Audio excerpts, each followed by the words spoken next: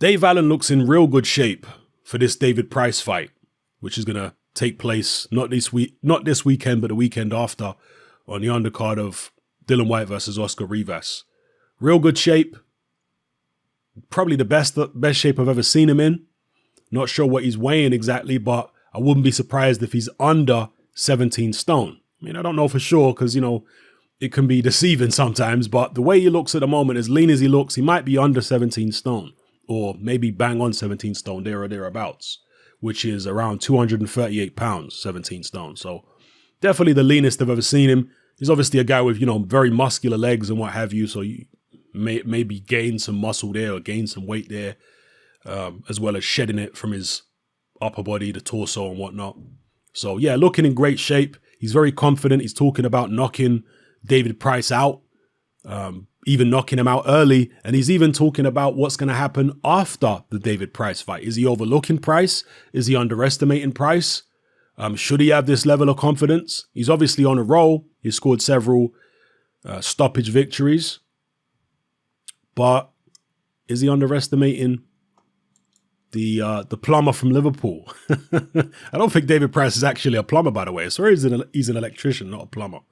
But anyway, is he underestimating Pricey? I saw a debate in my Facebook boxing group between a few people who were talking about, they were discussing the outcome of this fight, making predictions and whatnot. And there were several people who said that Pricey cannot knock David Allen out, that Dave Allen's chin is too tough. I personally don't believe that. I think Dave Allen has got a good chin. Well, I know he's got a good chin, but he can be knocked out. They say that he took Luis Ortiz's shots. Well, I think he was close to going down against Luis Ortiz, in all honesty. If you watch that fight back, I think he was close to going down. His knees dipped several times from the shots he was taking. And I think David Price probably hits harder than Luis Ortiz for just single punch power. I think he probably hits harder. He's not as fast. His shots are not as explosive, and obviously speed has a lot to do with the effect of a punch. Yeah, if you see a punch coming and it's relatively slow, even if there's a hell of a lot of weight behind it, you might be able to take it. But if you get hit by a different shot, which maybe doesn't have as much weight, it's still a hard shot, but not quite as much weight, but it's fast and you don't see it, you might be a lot more hurt, So it's one of them kind of situations. But just for pure heavy-handedness and pure force behind the blow, I think David Price probably hits harder than Luis Ortiz. And if Dave Allen gets a little reckless and over-enthusiastic, I wouldn't be shocked to see David Price seriously hurt him with something or even drop him. Wouldn't be shocked. David Price has got a very good uppercut. Some of you guys may remember he dropped Christian Hammer with an uppercut in that fight. When Hammer was coming at him, going for the finish, Price hit him with a tremendous uppercut. It dropped him. And just his right hand in general is a very, very good punch. Even when he fought Tom Little was attacking him and David Price managed to hit Tom Little high on the head with a left hook. And Little's legs were all over the place. Yeah. Even though that was an unsatisfactory ending to that fight, as was the Cash Ali ending, he still hurt both men. Particularly Tom Little, but Cash Ali was hurt too. So David Price, dangerous, and I think Dave Allen would do very, very well not to underestimate him. I know Dave Allen's been in there with some good men. He's been in there against Tony Yoka. He's been in there against Dillian Whyte. He's been in there against Luis Ortiz, etc., etc. But, this is the heavyweight division, and one punch really can change the course of a fight or end the fight. So, yeah, I think that the logical pick in this fight is Dave Allen, because David Price did not look good prior to winning those fights against Tom Little and Cash Ali. He didn't. He looked vulnerable in both fights, particularly the Cash Ali fight. And I know David Price is talking very confidently these days, and, he believes he's better than ever. But for me, my eyes tell me a different story. I think David Price at this point is more vulnerable than ever from a physical point of view, from a technical point of view. From a mental point of view, he might feel more confident, but what I've seen of his body, the way it reacts physically, he seems to get tired extremely quickly. Earlier on in David Price's career, he did go the distance several times. Would David Price be able to go the distance now? One of my favorite channels, who doesn't make as many videos as I wish he did, Paddy Boxing. He, in one of his videos, said David Price isn't capable of going the distance anymore. His body just won't carry him the distance. Not if it's in a competitive fight, and he may well be right. Maybe David Price just can't go the distance. So it's either,